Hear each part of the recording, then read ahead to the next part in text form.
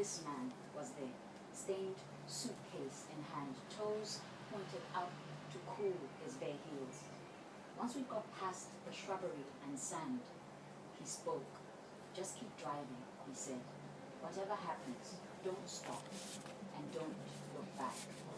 1, 2, 3, 4. Nefarious.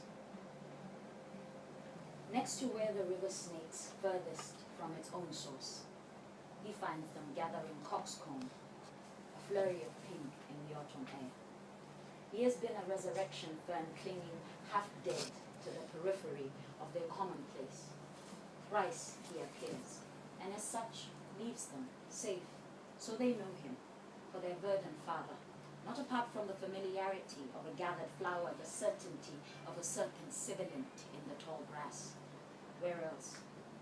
That last night he has returned to them, familiar at their shared window.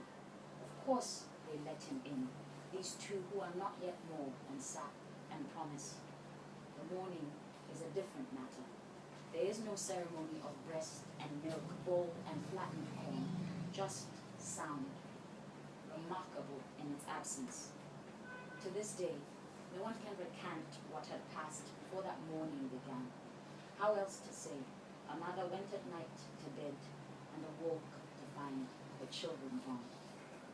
4, 5, just because. Because I know you were going to ask where the flowers are. I have picked roses red and sweet, then left them by the wayside for the birds to eat. Because I know you were going to ask where the sweets are. I have made you hurry, with these hands, stirred, and then spilt what was yours.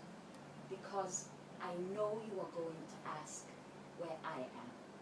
I have long left the place I was to walk slow between the trees, where your greedy eye cannot reach me. Leave them. This is not that river, portico filled with wet shadow and sand.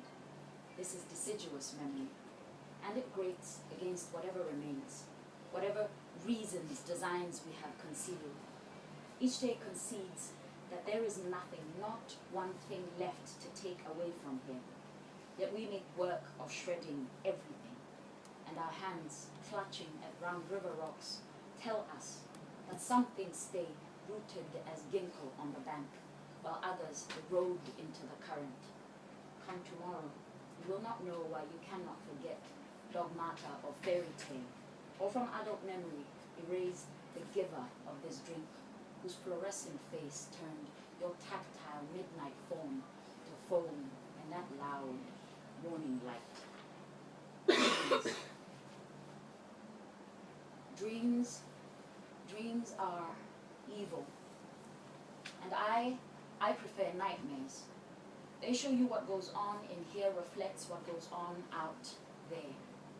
Dreams lie. They lead you down a path where white chocolate flows undammed and mulberries fall unshaken from the trees. Nothing is less faithful, less real or more untrue than a dream. I mean, does every waking moment have to be so hard? I, for one, am tired of spending sleepless nights, chasing hesitant tomorrows, biding my time just to spend it mending broken things that have no wish to be fixed. So I will not spin and spin inside the skin. I will not spin and spin inside the skin. I will not mourn a future I never had.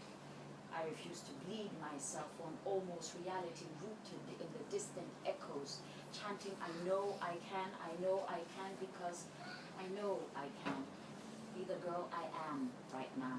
Live the life I have right now. Maybe even choose to be the dream I'm in right now. Maybe then it won't seem so hard just to breathe right now. A little story by way of goodbye. This is the yarn of the hidden spindle. This is what they say. Once, in the long ago, inside the city of Silica, after the last of the silkworms had died, we turned to food for clothes. Not for take and make dresses of milk, fuel of corn. We ate residue of the edible oils.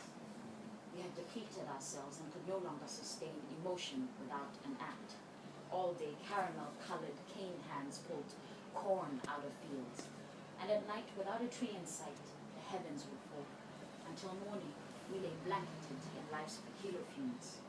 For the first time, more humans died around the world in a day than just Africans moping in poverty with its mundane and petulant hand. And one day, we pulling, out of the fields came a man, with a crown made of husks and palms you could clean see through, except for the children, all yellow-brown and golden, who were born with needles in their eyes, their mothers' thighs, webbed together, not with thread, but lies, from fathers who flex and wilting under the day clay, have long since given up their secondary duty to become camouflage men again.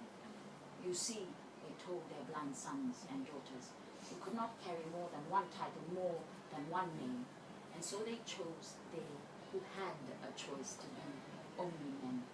And once we saw that we were dead, mainly the ones in skirts with our young littered amongst the living, as though we too were alive, fierce and full phantom fingers, winged as Mercury, foraging messengers turned mercenary.